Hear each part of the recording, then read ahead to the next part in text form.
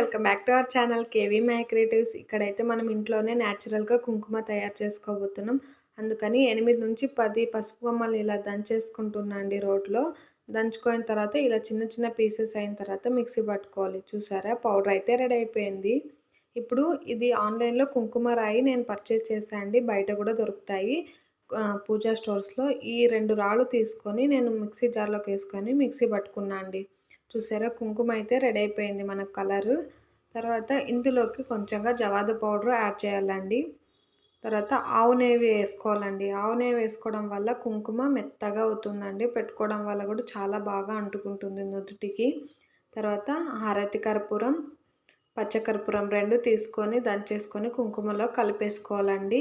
అందువల్ల కుంకుమ పాడవకుండా ఫ్రెష్‌గా ఉంటుంది చాలా రోజులు. చూసారా కుంకుమ అయితే చాలా బావుందండి. మీరు కూడా ట్రై చేయండి. Thank you for watching.